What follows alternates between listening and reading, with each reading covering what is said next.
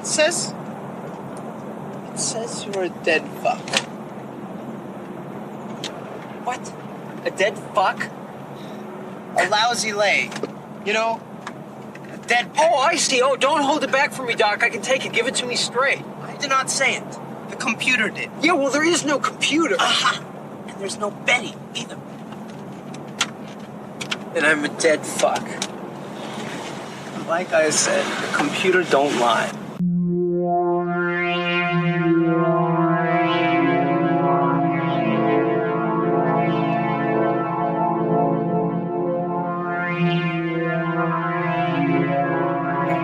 Blood and Black Rum Podcast presents Friday the 13th, Part 4, the final chapter.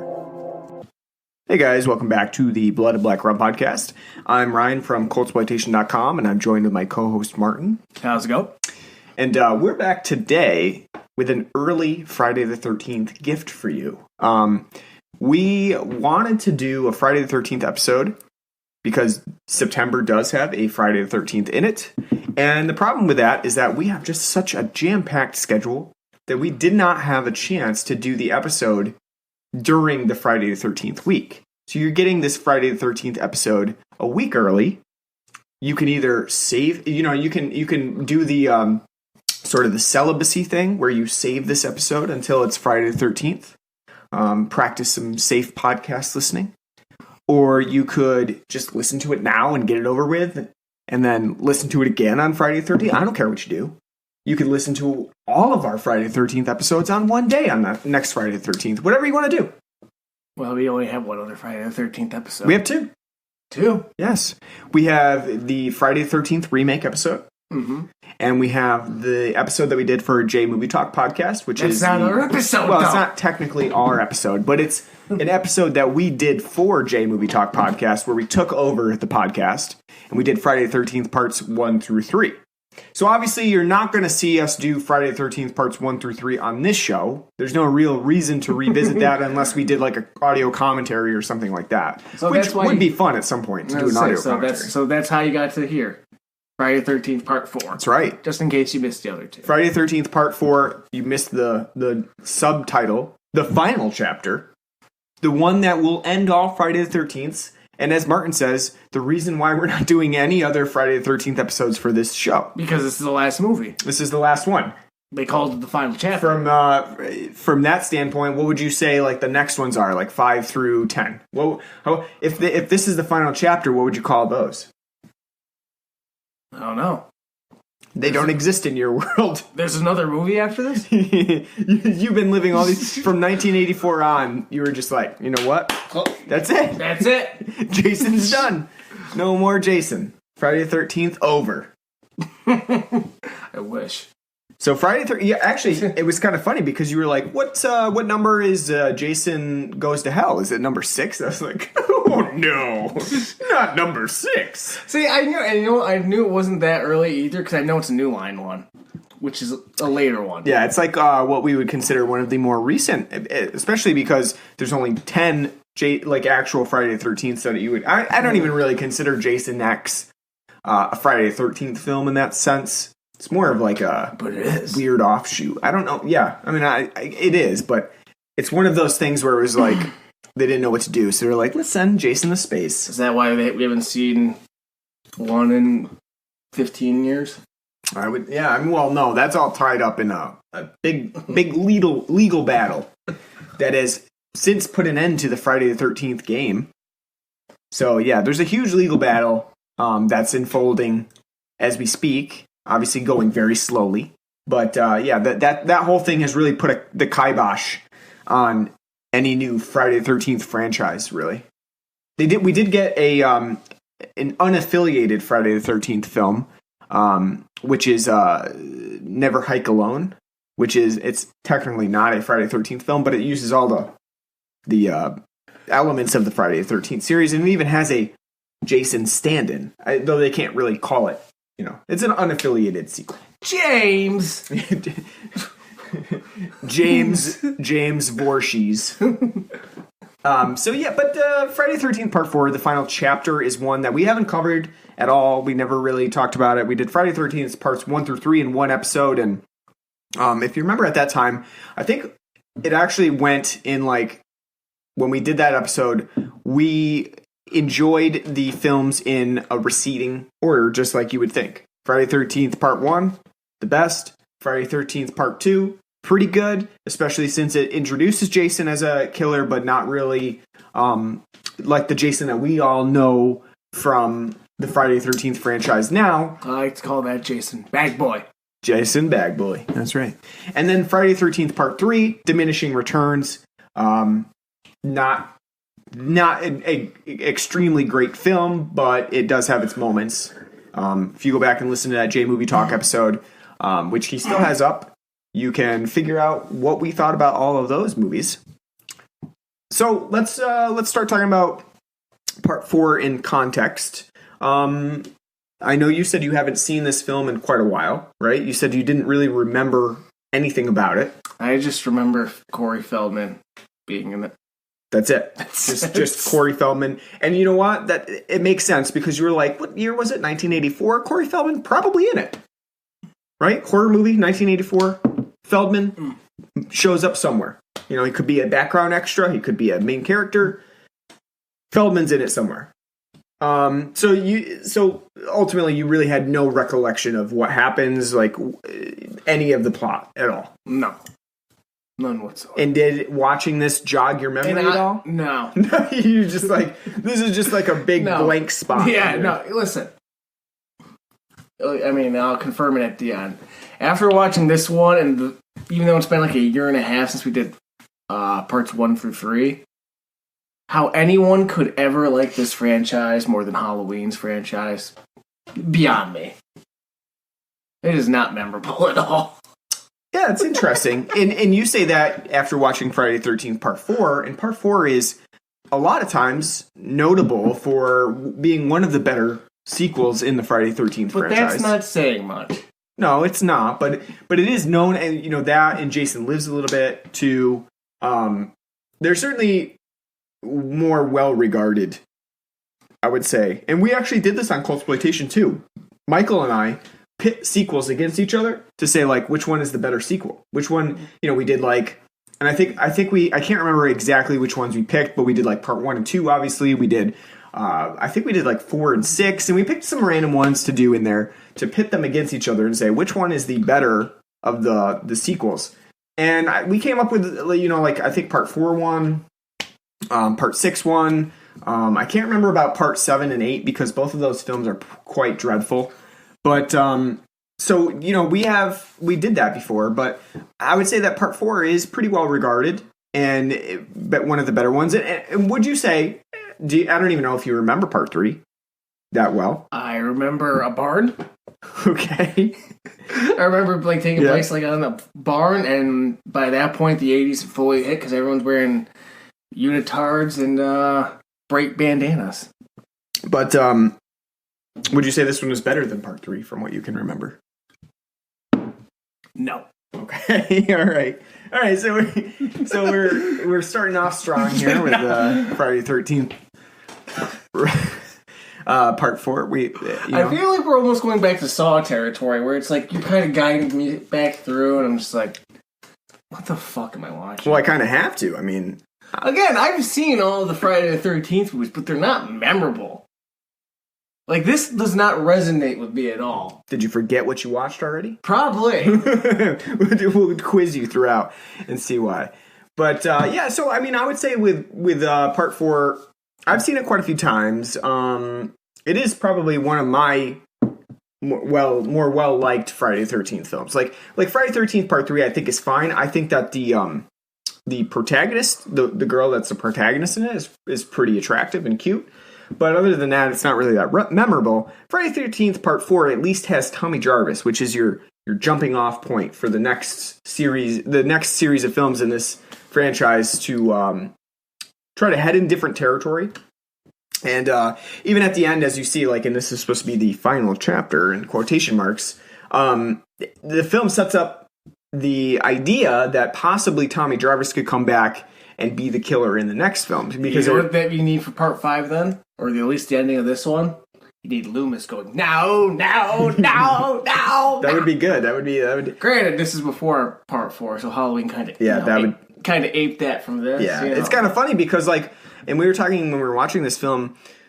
Now that you're into the 80s, the big slasher boom of this era, you have a lot of films that are aping off of each other in the same franchise. Everyone's fucking stealing from everybody. It's like the crossing of the streams here, with all kinds of just. They're all leading into the Delta. Yeah, you've got Halloween who did this, and then Friday the 13th who did that, and they're all just doing the same old stuff and different ways to get to the same point, basically. And the one thing we should point out about Friday the 13th Part 4 as well is that, literally, if you did not see Friday the 13th Part 1 through 3, I might say 1, you probably would need to see a little bit. But other than that, if you didn't see the rest of them, you really don't need to know anything about those films.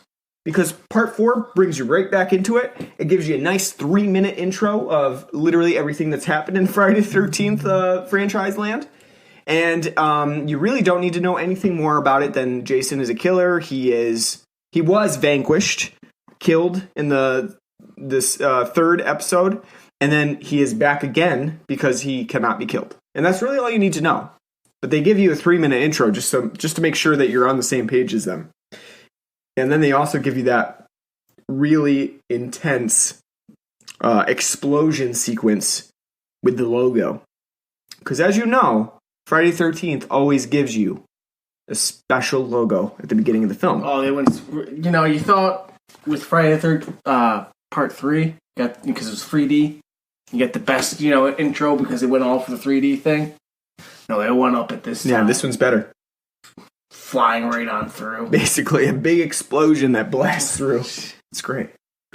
They had to do something, right? You gotta keep one-upping it. I just love the difference between that and Halloween. Halloween's just got the jack-o'-lantern. Yeah, very moderate pan into the jack-o'-lanterns. Very low-key. Now every Friday the 13th one's got to have something fucking exploding on the screen. Glass breaking, explosions. Yeah. Does Part 5 have tits as the opening? Yeah, that's right. It should. It should just be a slow zoom in as a woman takes her shirt off. Yeah. It's got John Lovitz Debbie Sue Voorhees takes her shirt off. It's got John Lovitz from Little Nicky going it's a ladies' night. As he's, being a peeping Tom. Yeah. All right. Well, we're about 13 minutes into this show. Let's take a break real quick before we get into Friday the 13th Part 4 the final chapter. The final chapter. In depth. We don't want to do that too soon. So we're going to take a little break from that and talk about the beer that we have on the show today. Because I did get a new pack to celebrate the October season, even though we were still in August / September. Well, the weather within 4 days went from 80 down to 65, so... Perfect weather for me. I love it. So I did pick up the Saranac fall pack that they have. They call it the German Roots pack. Not even trying this year. If you remember correctly, at some point in the past, I think it was probably 2 or 3 years ago, talked about the Saranac Darktoberfest, which is probably the best beer that they've ever made, in my opinion. They don't have that this year, and they haven't really done that for a number of years. But they did bring back, apparently, the Black Forest, which we've talked about on the show before. Now they're calling it a throwback because it's not in their staple beers anymore. Big, terrible decision. You'd rather see them make that year-round. It used to be, and always has been. Get rid of the Adirondack Lager. I've never been impressed with it. And the other thing that they have in there is obviously their Oktoberfest as part of their German Roots pack every year. It's always very good. Love their Oktoberfest. But the new beers that they have in this pack are the Hop Harvest Haze IPA. It's a very, very alliterative name. It's very hard to get out. And it rolled off the tongue for you. Hop Harvest Haze. I can never remember if it's Hop Haze Harvest or Hop Harvest Haze or whatever the fucking Triple H is in there. But that's a very, very generic IPA. Completely generic. You think about what an IPA tastes like. A little bit of citrus, a little bit of hops. That's the Hop Harvest Haze IPA. Is it nice and juicy? It's not that juicy either. Oh. So it's sort of disappointing. that one was a disappointment. But the other one that they have in the pack is the Hopskeller beer that's new for this year, and that's the one that we have on the show that we're talking about. And I'll start off by saying that it's exactly how it sounds. It's a hoppy Keller beer. And if you know what that means, then you're thinking, wow, that sounds great. And you'd be right. It is a great beer. It's very nice and light, mild, still got a nice hop flavor to it. But with that Keller Weiss style that is pretty pronounced, even with the hops flavor, which is nice because normally if you're adding hops to things, the hops tend to take over. Not in this beer. It's a nice balance. I know, I'd agree. The only problem I have, and it's not with the beer itself, it's the fact that I know what a Keller Weiss is, but like overall, the palate on it, not so much. I've had a couple. I think all of them I've had have been by Saranac. I know it's kind of like a Vienna lager. Yeah. Similar. Yeah. So I think it's pretty good, but like overall, like how it is like a Keller Weiss, I couldn't tell you. Because it's just not a popular style, you know. Yeah. I mean, I think it's pretty good. I think that they hit the style really well. Like you said, it's sort of like a Vienna lager. It's got a similar style to it. Very light. Got a little bit of wheat to it. And the malty approach is sort of slimmed down a little bit. And I think they did a pretty good job of that. Normally, it doesn't really have a lot of hoppy characteristics to it. So this Hopskeller is a little bit experimental for the style. But I think they did a really good job. And it does make a really good fall beer for that, too. You know, because it does have that light flavor to it, but it also is not super hearty either, which is good for a nice fall beer. No, I'd agree. And I'm just disappointed after looking on their website. Like, you can't get their Oktoberfest in 12 packs this year. It's only the pumpkin and the hop harvest. Are you fucking kidding me? Yeah, I don't like. It just aggravates me because we said in the last podcast we were talking about like. So I at least didn't think it was the last podcast. I think I brought up how I'm very disappointed in Sam Adams. Like they're on my shit list again because they're not even trying. Their fall pack this year is their Sam 76, their Boston Lager, and then the Cosmic Sour and Oktoberfest. You're not even trying. Remember the good old days? 3-4 years ago, got 6 different beers. I miss those days. I like those days. Yeah, I would say now what we're getting more and more is like they're trying to go away from some of those things that they do like seasonally. Like I wouldn't say a Hop Harvest Haze IPA is really a seasonal could be a spring beer. Fall beer. Yeah, exactly. Could be a summer beer. Yeah, those hazy things I wouldn't say are like fall. They just need to they literally just need to stop. I just want to like tell them like stop it. Like put the Michael Jordan gif on repeat of him going, stop it. Get help. You want them to stop shoveling IPAs into, like, every... Yes, because now it's just everyone. We have a new New England IPA. We have a new Juicy IPA, a new Hazy. We get it. You can do those beers. We got it. Try something different. Go outside go outside the wheelhouse. Be a little adventurous. Which is why I like the Saranac. If I just wanted a brewer who did nothing but fucking shove 20 different Centennial hops into a beer, I just drink Stone. And that's why I like the Hopskeller and the Saranac. Because it's a little bit different. It's not something that you would normally get. And you don't need to add hops to it. As good as it is, I'd just rather just give me a regular Keller. True. It's not that, normal of a style over here. You don't see people, trying that as like their go-to German. Doing a German roots pack. Just do the traditional Keller Weiss. Just a traditional Keller Weiss. Yeah, I would be fine with that, That's too. why I like one of the best pack. Like, again, as you said, when they did their first German roots pack, which was just different varieties of Oktoberfest, was the best. Because as much as we like, and I kind of over the years kind of starting to get a little less, enthusiastic about Sam's Oktoberfest. Because Saranac has like the perfect balance of being malty, but refreshing and more like a traditional Oktoberfest. And that's why the Darktoberfest was so great, because they make a nice that was a great malty Oktoberfest. It's better than Sam's, and like a nice good American take on it. Yeah.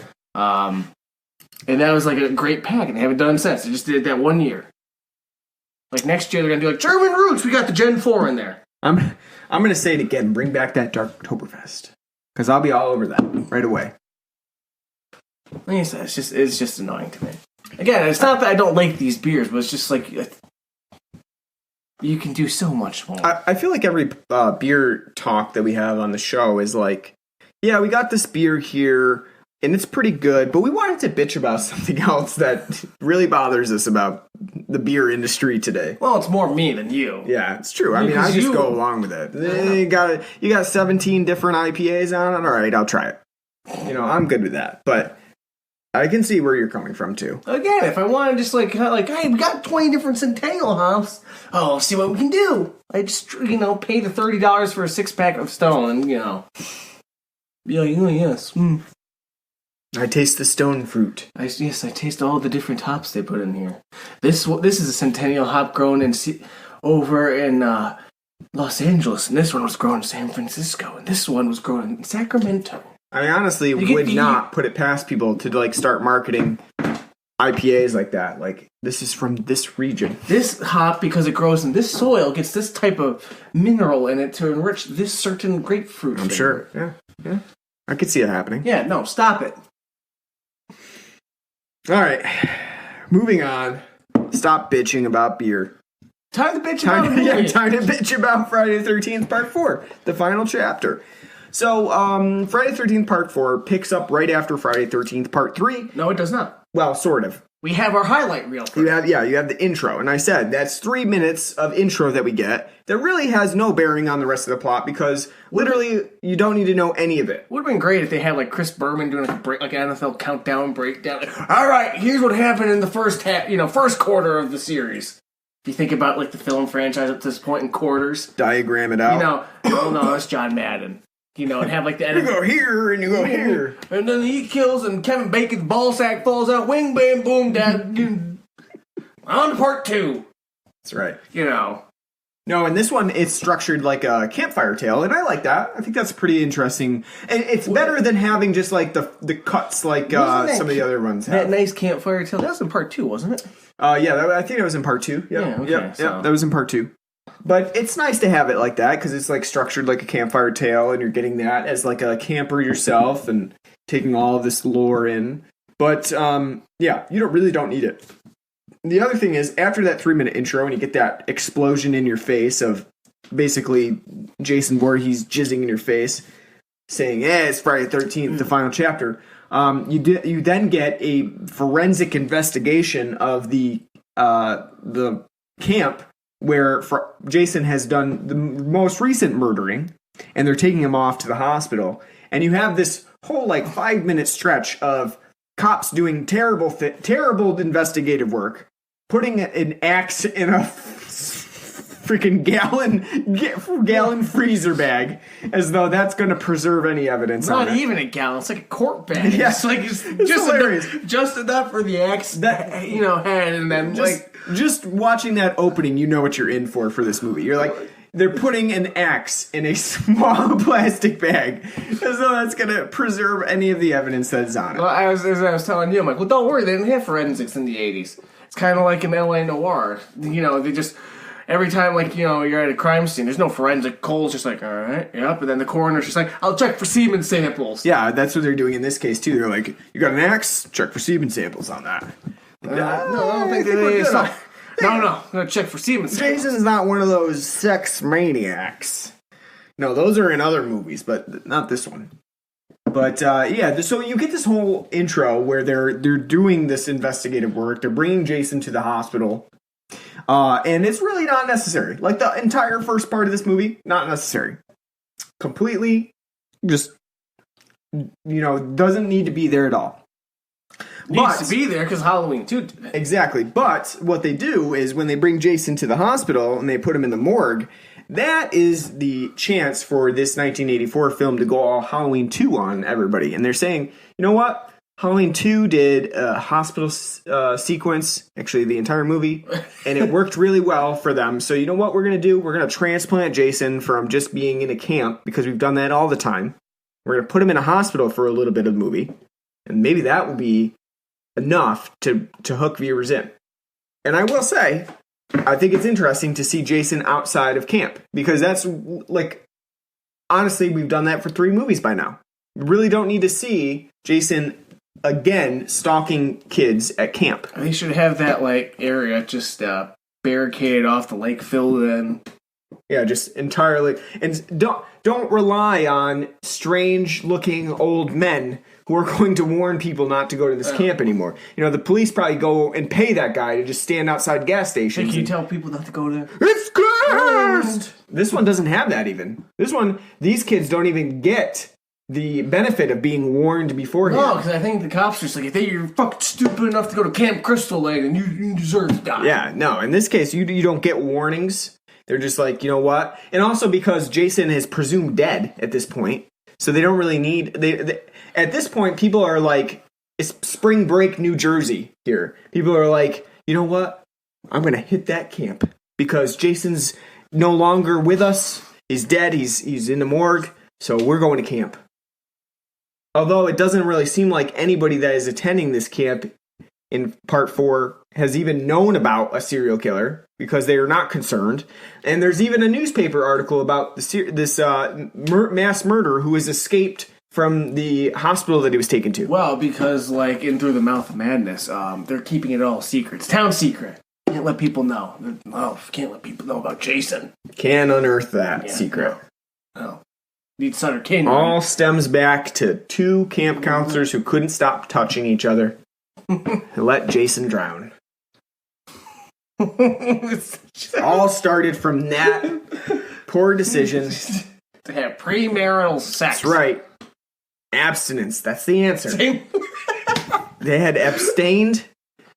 Jason would still be alive. God would have been watching over. Jason would still be a weird-looking fucking mutant, but he would be alive. So he would have different issues. He would still be fucked up. What would have been worse? Him living through the 80s, getting made fun of for being a hideous, chud monster, or was he better off just being left in the lake to, honestly though, to evolve into Seaman? What happens in part 4 is really like the basically spurs him on when he's unmasked and he's like, I'm hideous. I can't believe you've unmasked me. I'm hideous. Well, he got the mask cut off. I was just thinking of like the Goonie, like, hey, you good? Yeah. But maybe that's where Spielberg got his influence for that. That's right. Friday the 13th, part 4. Dug it from that. Crafty. So, one thing about part 4 is that it has in comparison to other Friday the 13th, it has a massive cast. Because you have the normal setup of teens going into the woods, camping and partying, and you've got like 7 different teens in that scenario. But you also have the neighbors next door, the Jarvises, who is a mom, a frumpy daughter, and her weird brother, Tommy Jarvis, who makes his own Halloween masks because he doesn't have anything else to do. And you have not only that... Oh shit, he's got a Commodore 64 That to is play. true, he also has that to play. Well, he is wearing his mask. Making it more challenging. Not only that, though, you have another guy who just is randomly camping in the woods by himself. Well, that's what I was asking you. I'm like, when we see that random guy, I'm like, who? Like that Tommy? Because I couldn't remember I don't remember, Tommy ever being a kid in the films. Yeah. It's the next movie. Yeah, I was like, no, you're just some guy. I was like, what the fuck? Yeah, no, it's just a guy. And then he like sticks around until like the end of the film. It's like, well, why didn't they kill? He just killed randomly. Had that hitchhiker. She got fucking killed. Oh yeah, like in the beginning. Yeah, in the first one. So that is the weird thing about this movie, though. That makes it slightly different from the other Friday the 13th. Is that you have all these disparate parts of like, here's some people, it's a family, and they live here, and then you have this partying group of teenagers, and you have here, and like that entire group of teenagers is like just gonna be fodder. They're just like, you know what, Jason, have at them. They're fucking, and they're doing drugs, and they're watching 1930s pornos. You have that. They're hipsters. They brought a fucking projector with silent film. Silent porn to this camp. How titillating. Oh, it's titillating. Right? Actually, like I said, we did a post on Coldsploitation of all the nudity in Friday the 13th movies, like every one of them.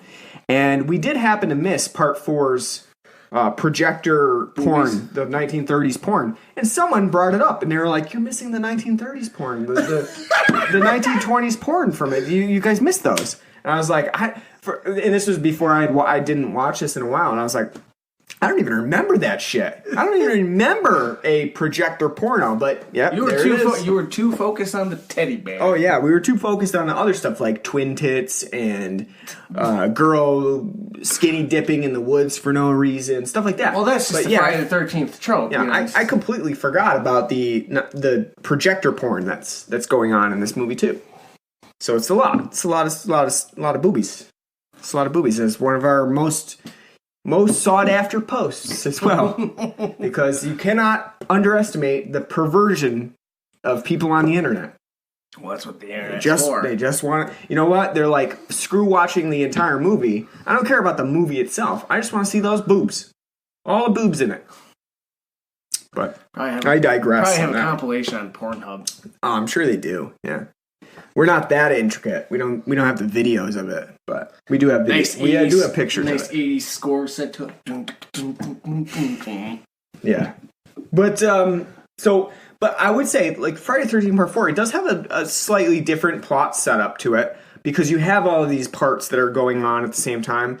It does make things a little bit convoluted, though, because when you're following one group of people, you have a better chance of doing some characterization for them. You are able to make them... You're able to get more information from them because you spend more time with them. In this case, I would say that Part 4 doesn't really navigate between these three groups that well. Like, the guy who's just camping on his own doesn't really make much sense, because did he look at the forecast? It's like a typhoon out there. He apparently did not even pay attention to the forecast for the day, because, he gets rained on and his tent just disintegrates because of the amount of rain that they're getting that night. But I would say that you don't know much. I don't even remember that guy's name. That's how much I literally just watched this movie. I don't remember that guy's name. Will? I don't even know. I think it's Will. It's Will? I think so. You got it. Honestly, I have no idea. The IMDb is no help either. Is he Paul? Is it Paul? Might have been Paul. I don't even know.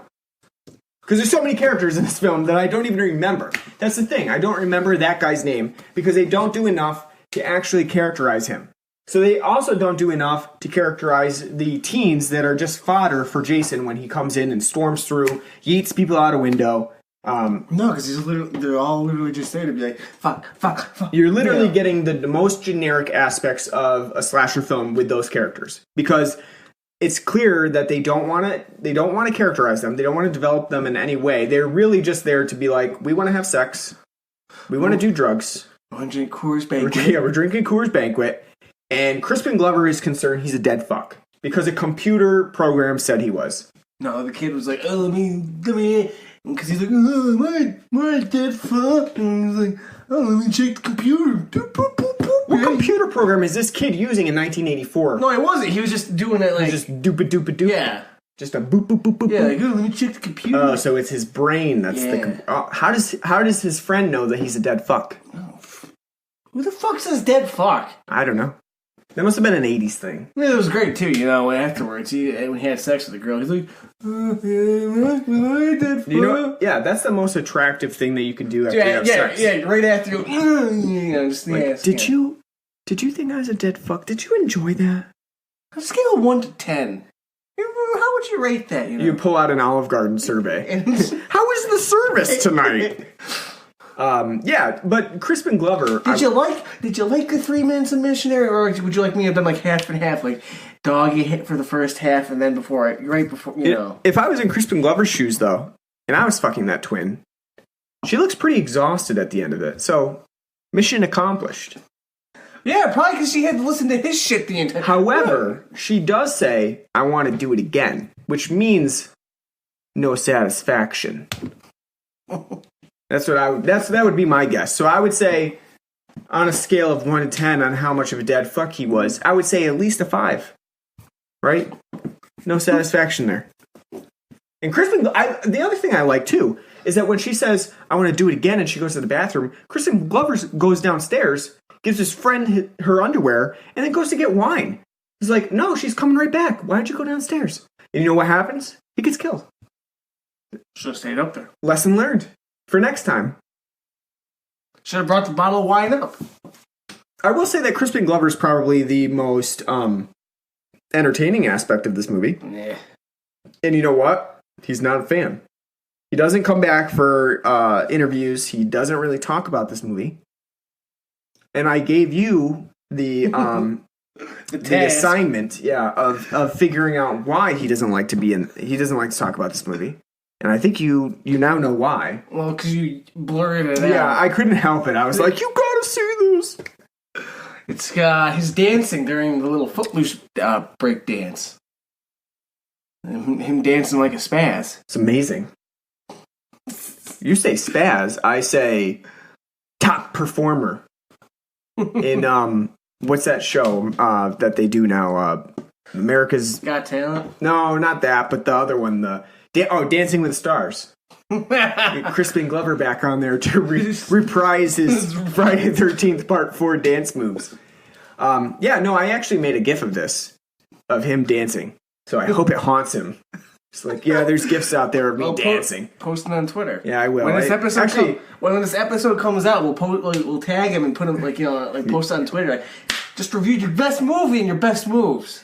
That was when I did terrible GIFs, and I literally took like 20 photos of the scene, frame by frame, and then I spliced them together as a GIF. That's not how you do it now. Like, now it's really easy to make a GIF, but this was back like 10 years ago. So it was a little bit harder to make a GIF back then. Well, this is why they're so popular now.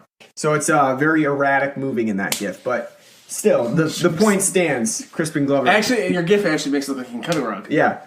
Crispin Glover. Lovely dance moves.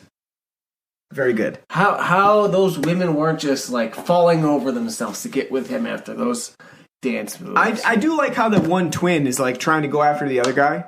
And the other guy's not interested after a while. So she's like, you know what? I don't want to go to bed alone.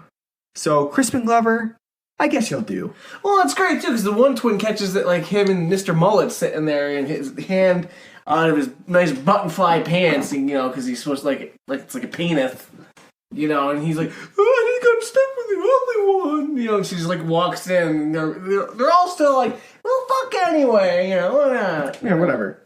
Well, the one twin goes home. I don't even know which twin he's talking about. The ugly one. They look exactly the same. Well, one had the white pants and one had the pink pants.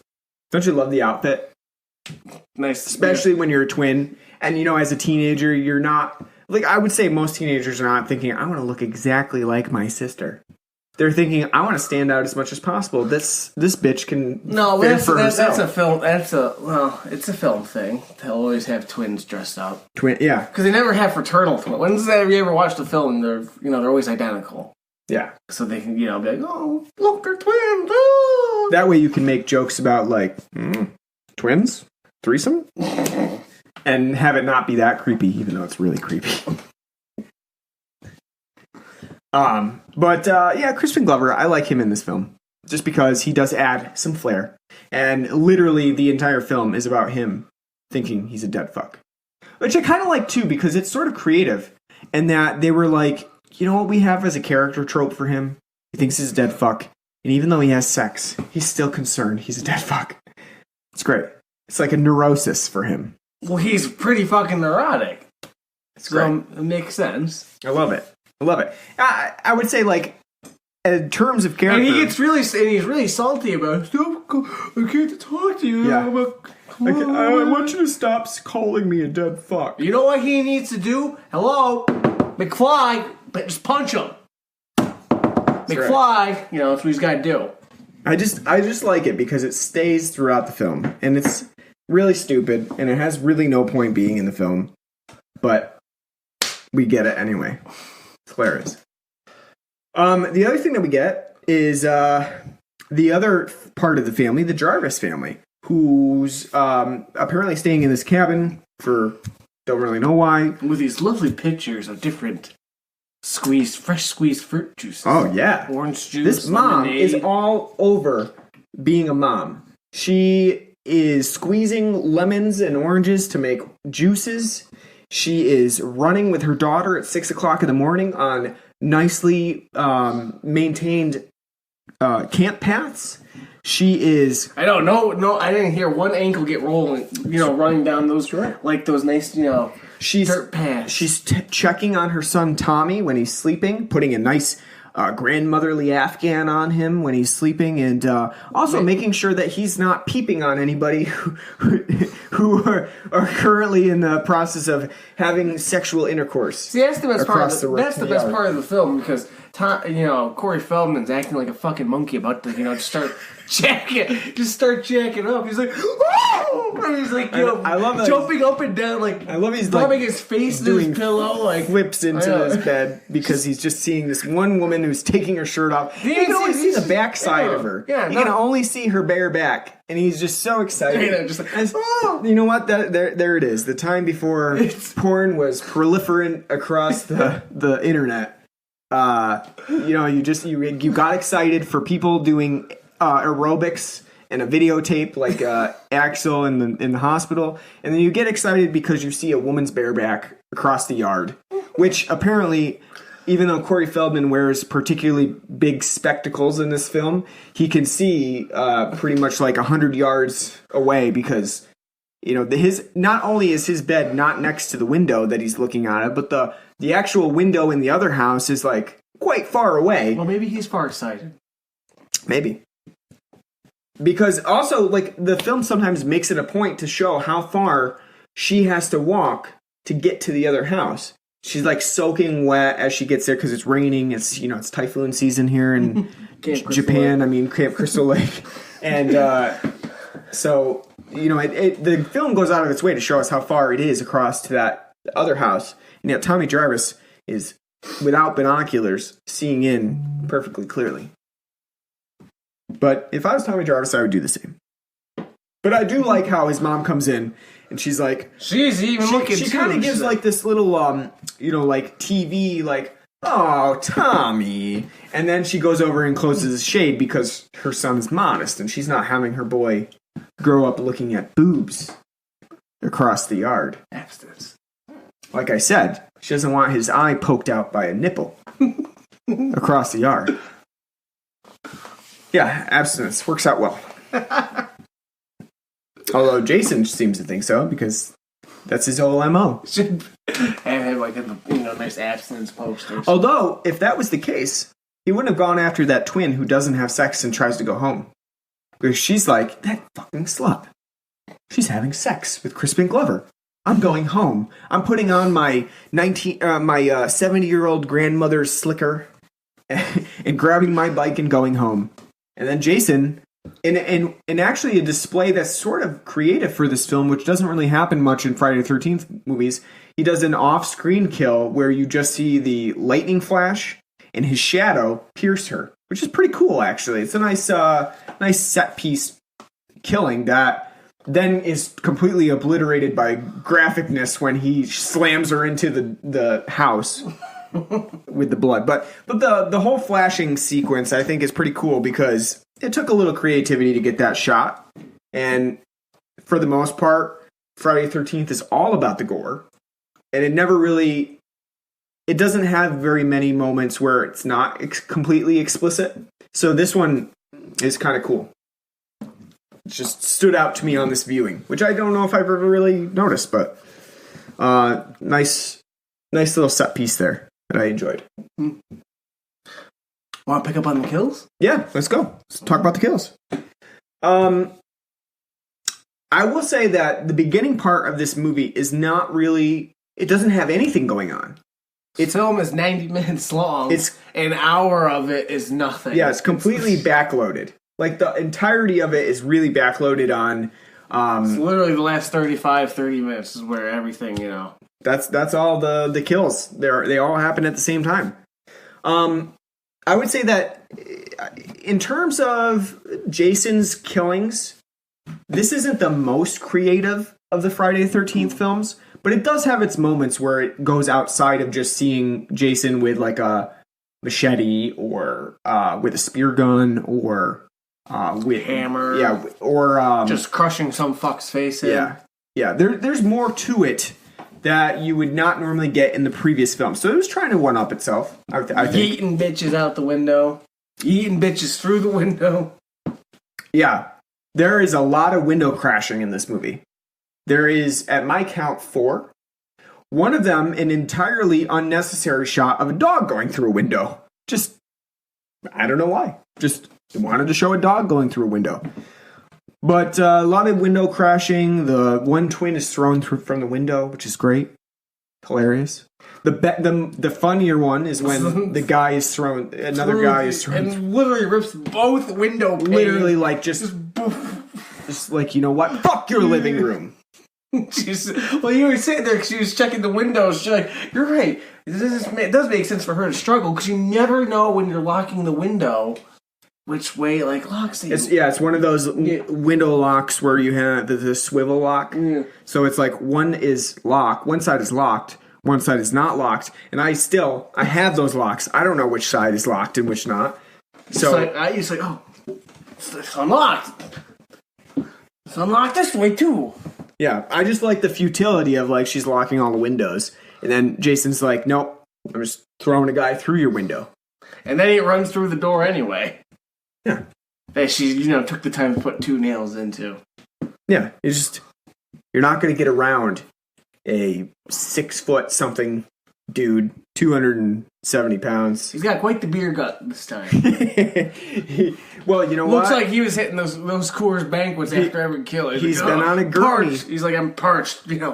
He's been on a gurney for a little while, so he hasn't had a chance to exercise. You think it's that lake water that's made him bloated? It must be. He does have, like, the shriveled up hands and face now. He's been in it for so long. I would say, like, we do get some of those more generic machete kills, but a lot of just random stabbing people through the back. Yeah, there's let's see, there's one that's stabbing through the back. There's one that's stabbing through a inflatable boat, which is hilarious because it doesn't deflate at all. So when the next person comes out to then get fucking stabbed in the dick with the spear gun, boat's still floating after he stabbed her through the boat into her back. Well, he blew it up again. He patched it up? Yeah, he patched it right up. Little Flex Seal? Fixes everything. Yeah, that was the whole... Yeah. Well, the thing with Jason in this film is that he's really creative about where he places people, too. I mean, he crucifies Crispin Glover to the outside of the house, and then rips him down. He just runs through. He's like, you know what? This was a mistake. They didn't like that. Oh, my decoration. Yeah. He's pretty creative on where he places people. I mean, he stabbed the hitchhiker through the back, too. He stabbed, with the hatchet or whatever through the screen to the guy's head. Like I said, a lot of it's just, like, pokes from behind. And the morgue, same thing, too. Gets him from behind. The one that I do like, though, is when he crashes through the shower and literally crushes the guy's face in against the shower wall. This is making me think of when Rob Zombie shit show. Fucking Michael does the same thing. Crushes Malcolm McDowell's, skull. This one's a little bit better, I think, because it does have that, like, face smushiness, to it that I think works pretty well. So I would say that's probably one of the better kills in this movie.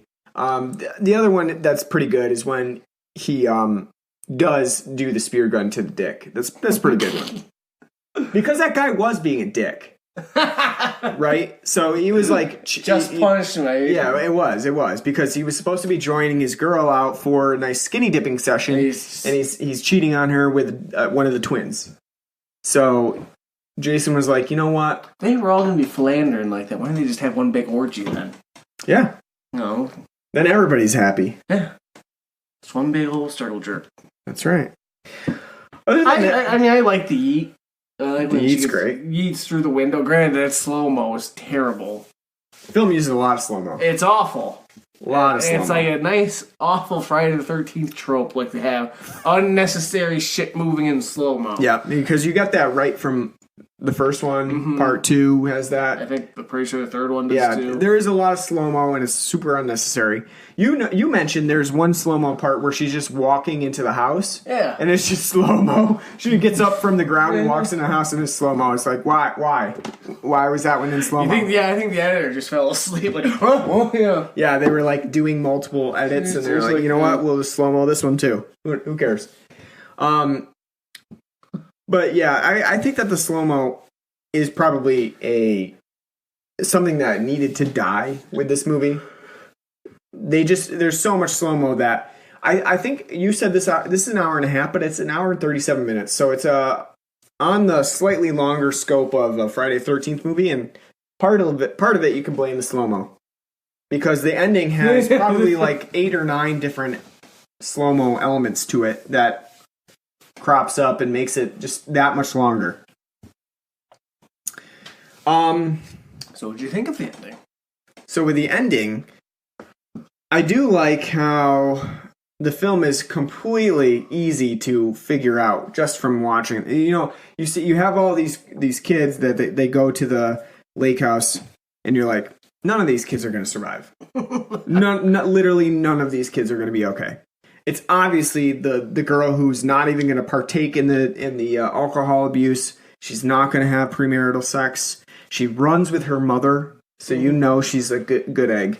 And you're like, yep, that's fine, a girl right there. And then you also, you know that Tommy Jarvis in some way plays a part if you've seen the other films, because you know he's a big part of the next one. But I think that you do, for a Friday the 13th film, get at least a pretty, I would say a pretty good ending, and a conclusion that makes some sense. Because you have Tommy Jarvis, who, like, understands Jason in a way that no one else really has. Well, he's smart, too. Yeah. As we see, like, he's, like, sitting there trying to show the guy when, like, her car won't start. Have you tried doing this, that? You know, it's like... Yeah, he says you check the carburetor and stuff like that. So he knows what he's doing. He makes these animatronic masks, like Halloween masks, out of latex and other odds and ends he has lying around. So you know he's smart. And he's obviously read the paper, because in every paper there's this mass murderer article about it, and there's an artist rendition of what Jason looks like, and it's all fucked up. And so he knows that he needs to sort of dress in that style. So he shaves his fucking head. In record time. Yeah, ballsy kid. How is he... record time. He's got like a nice, mushroom bowl cut going on. Able to trim some with the scissors, and with a safety razor, be able to hack through that shit in like no time. I'm pretty impressed. And then put the makeup on to, make his face look like a kabuki warrior or something. I'm pretty impressed that he is, he's pre-shave. He's pre-pubescent. Doesn't shave at all. But he knows that in order to cut your hair, to actually shave your hair, you got to cut it first. It's too thick to just razor right through. So even still, I don't think he cut it short enough with the scissors to be able to hack through it. I would say not. Razor. And you can tell too, because with that razor, he's going to town. He's going to town on his head. But you know what? He lathered it up good and well with some Barbasol, Later on, he's like, Mom, we're out of shaving cream. I was say they should have had him as his sister's getting chased around. Like, hold on a second, sis. I'm using Barbasol. Yeah, a little advertisement. When I go to shave my head when a killer is breaking loose to try to trick him into being his mother, I make sure my head is nice and silky smooth and avoids getting that razor burn by using Barbasol. It's not a good ad, though, because in the end, you do see the razor burn all over his head. Because he is literally, that was probably real razor burn. Because Corey Feldman's hacking right away at that with that safety razor. It's just watching it alone is like sort of cringe-inducing in the way that the cabin fever scene is, where she shaves her leg off, where she's got the skin-eating disease and she's shaving her legs and she's just peeling off skin at the same time. It's in the similar vein, and it's hard to watch as he's just going to town. Leaves a few locks. Yeah, I do like that too. And I do like at the end of the film where he's in the hospital. They don't even bother, in the shadows, they're just like, this kid looks weird, but you know what? I've got other things to do. You know, Dennis Farina sitting there like, That doctor is straight out of a soap opera. Like, he's not really a doctor. They just called him off set from The Young and the Restless. They're like, General Hospital, you know. we need you here to deliver some good news to this lady. People in stressful situations will react in ways that you wouldn't expect. And he's I'm sure he's fine. Yeah, the kid's fine. He'll be fine. She's like, you think you should see a psychologist? No way. No, we don't do that in 1984. Boys are gonna be boys, you know. So we hacked the man to death. But I do like that they're like, they probably thought, you know what? They probably didn't even know that was Tommy Jarvis. They were just like, oh, that's the kid with leukemia. He's gonna die anyway. Yeah, just leave it. That was his make-a-wish, you know, to get to go, swing a machete around. Yeah, but Tommy Jarvis, they do set that up at the end of the film to have Tommy Jarvis be the person who's going to carry on Jason's legacy because he looks like Jason, and he gives that glance at the end of the film where it's like, oh, okay, so this might be Friday the 13th, the final chapter, but it's not Tommy Jarvis, the final chapter. And then what do they do in part 5? Nothing. Nothing about Tommy Jarvis being a killer. They go in a different direction. So it's great. Really? It's kind of like Halloween Part 4. And then Halloween 5. They totally dropped that. Totally dropped that, you know. Yep, same thing. They're just like, production's like, you know what, we set that up really well, but we're going to go in a different route. Got a new writer. He's got different plans, different vision. We're going to bring back Jason again. So, we see what Halloween 3 did. They had Tom Atkins, and they got rid of Michael Myers. So yeah, we're gonna bring back Jason. It's great. We got robbed of a Friday the 13th with Tom Atkins. That'd be fun. Imagine Friday the 13th Part 5. The cop in the beginning of this movie kind of looks like Tom Atkins. He has that mustache, but just not as thick. Totally not as thick. No, I was going to say that mustache was sad. Why bother? Shave it. You look like you. That poor guy. Poor guy now is listening and like. You know what's funny too? Mustache. You know what's funny too? I don't think he grew it like that. I think he trimmed it down to be that like thin. Maybe it was an accident. Because that was like a style, yeah, thin, it's like a very thin mustache. And it's just weak. If you can't grow the thick stash, then don't even try. Poor guy listening. He's still got it. He's got a Twitter. I was like, he's still got the mustache. Said it like, so you know. It's like, I shaved it. All right, so we didn't talk about the music though, because you had mentioned the music a little bit with this movie, that you noticed it a little bit more, that there was more classical influence in this a little bit, and yeah, like as you said, like I was like, wow, it sounds like they just took stock music from the 50s, from for chase sequences, and you're like, yeah, it's basically just the Psycho score. Yeah, it is. It's really, they took, and obviously Friday the 13th, the original was pretty significantly based on the Psycho score, but in this one, you kind of have a little bit, they've throughout the franchise, they added more to this score. In the 80s, in the early 80s, for this one, we still didn't have that techno synth that starts picking up in part 6, where we really get that. So we don't have that yet. But we do have the full blown jiff jiff jiff pop pop. Yep, we got that, and we've got the a lot of the violin score, and also a lot of those stings that are a little bit expanded from what we get in the the other Friday the 13th. So it's I would say that it's a normal progression from the other ones, but at the same time, very inspired by Psycho still. I'd say overbearing at times. Just thought that the violins were too. That and the whole jiff jiff jiff pop pop pop jiff jiff jiff pop constantly. This, I think, is the movie where it's even more so a meme, because it's just constantly every time Jason's just looking around. Really, the whole scene, you gotta have jiff jiff jiff pop pop. It's kind of funny too, because you're never really sure if that sound effect is diegetic. Is it actually in the film or is it outside of the film? Or, are they hearing that? I just like to imagine just Jason sitting, like, he's, like, watching them, and he's stalking them. He's, like, sitting in a bush going, like, Jeff, pop, pop, pop. Gotta get you. Jeff, pop, pop, pop. More suspenseful that way. It's like, I'm stalking ya. It's kind of like the Family Guy bit with, like, the Jaws shark and the post, like, hey, I'm gonna eat your legs. Yeah. Just gonna eat you real good. Yeah. That's Jason, like, hey, I'm gonna stab you. I'm gonna stab you real good. I think the score's good. I mean, it's not I do wish that they had, like, laid off on it a little bit. It's a little too overbearing, you're right, but it's a natural extension of what we get in the others. So it's alright. Did we touch on everything that you want to talk about so far, or was there anything else that you wanted to specifically bring up? No, I think that's it. All right. So we are clear to give this a rating. So on a scale of, I'm gonna think of 1 to 10. Crispin Glover dance moves. Sounds good. Spin kicks. No. On a scale of 1 to 10, Crispin Glover dance moves, what would you give Friday the 13th Part 4, the final chapter? Give it a 5. Okay, middle of the road.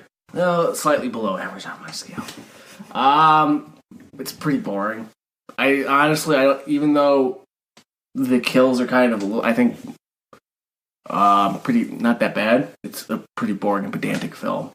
None of the characters, even Crispin Glover being goofy, did I find to be likable, enjoyable at all. I knew they weren't going to be fleshed out or anything, but none of them had enough nuance to give a damn. Maybe Corey Feldman, but even still, he's not even, like, he's only in the film for like 20 minutes. Because he's in the beginning for a little bit, and then at the very end, he shows up when Jason starts, going around to the Jarvis household. I think the story's a mess. I think the whole, like, B and C plot of, like, the Jarvis family, and then the one guy that's off in the woods by himself trying to avenge his sister's death, unnecessary.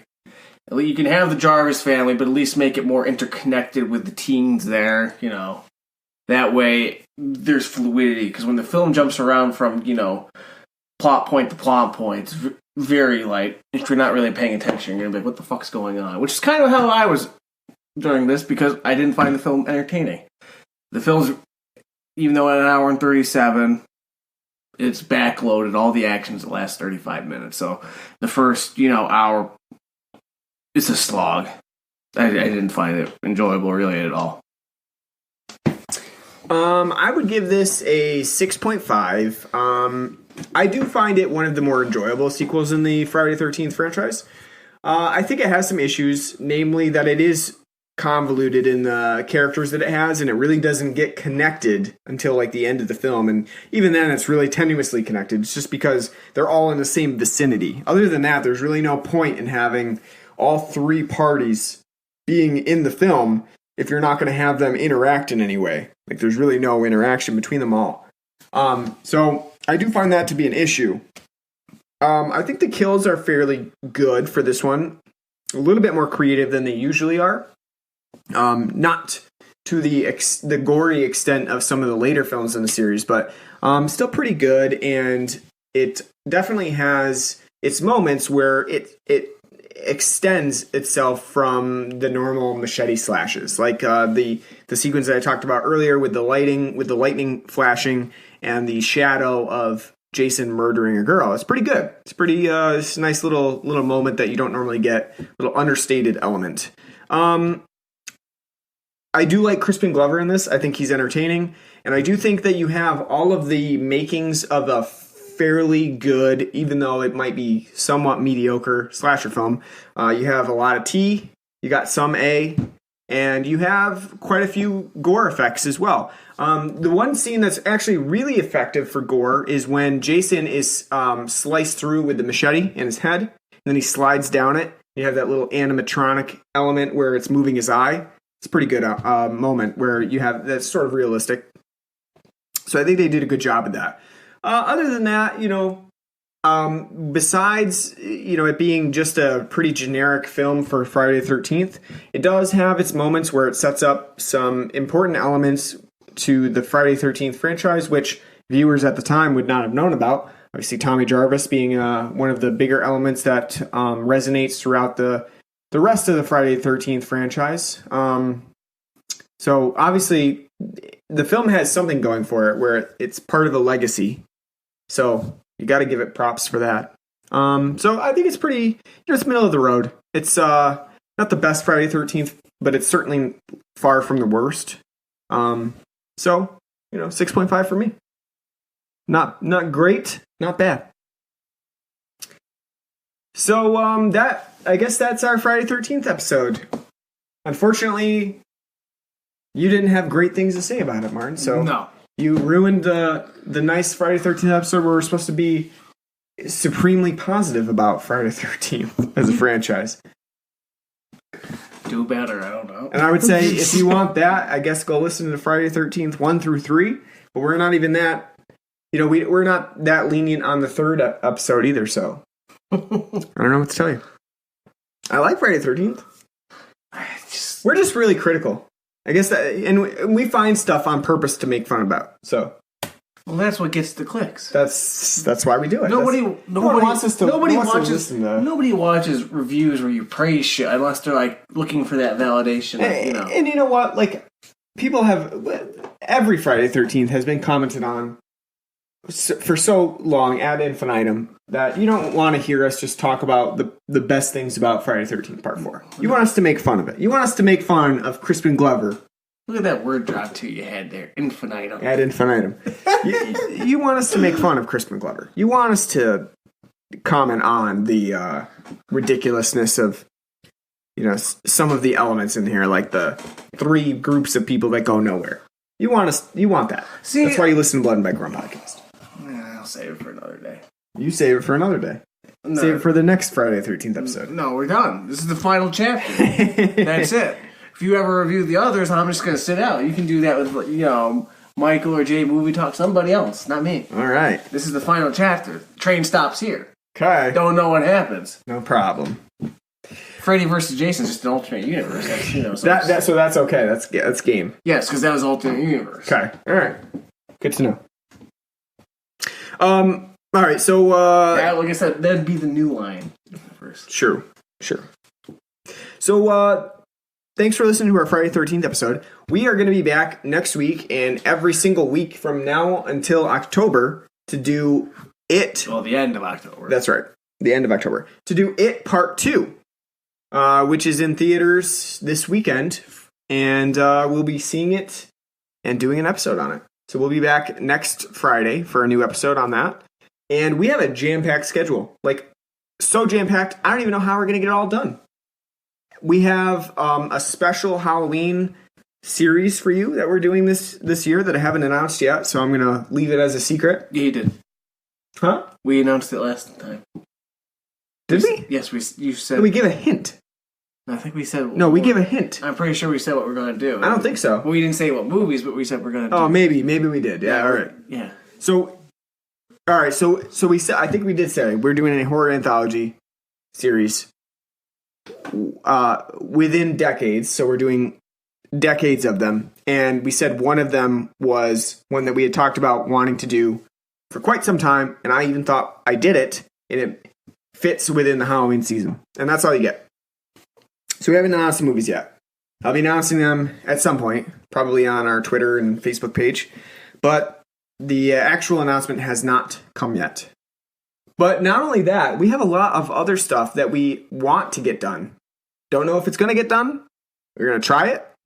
All I can say right now is that we may have another special episode in the forecast that may or may not be on the Blood and Background podcast show. So there's that. And there are a few movies coming out that we would like to cover on the show that I don't know if we're going to get a chance to, but we'll do our best. I've got twins coming. I don't have all the time in the world anymore. Got to put it in where the schedule permits. But the Halloween season was always really busy, so we hope you stick around for us. Join us on iTunes, Stitcher, Google Podcasts, any podcasting app that you know about. We're on it, so follow us, subscribe to us, and leave us a nice review. We're on Facebook at facebook.com/Blood and Black Rum Podcast. We're on Twitter at Blood and Black Rum. We have a Patreon page at patreon.com/Blood and Black Rum Podcast. You can donate to us, and that helps us fund our show, so we appreciate that.